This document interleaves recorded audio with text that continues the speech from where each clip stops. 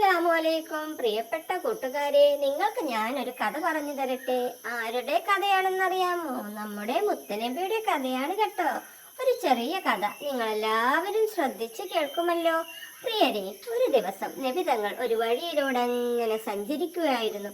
അപ്പോഴതാ ഒരു കൂട്ടം ആളുകൾ വരുന്നു. അവർ നബിയെ പരിഹസിക്കാനും കളിയാക്കാനും തുടങ്ങി. ഭ്രാന്തൻ എന്ന് വരെ അവർ നബി തങ്ങളെ വിളിച്ചു കളിയാക്കി.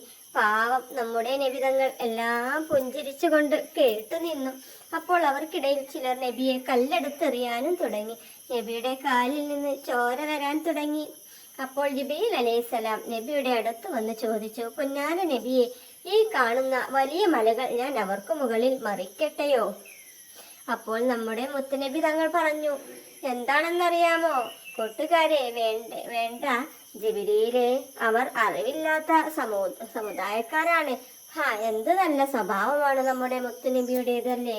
കൂട്ടുകാരെ, നമുക്കും ഇങ്ങനെയുള്ള സ്വഭാവമാണ് വേണ്ടത്. അല്ലാഹു തൗഫീഖ് നൽകട്ടെ. ആമീൻ. എന്നാൽ ഞാൻ പോട്ടെ. എൻ്റെ കഥ എല്ലാവർക്കും ഇഷ്ടപ്പെട്ടല്ലോ. അസ്സലാമു അലൈക്കും.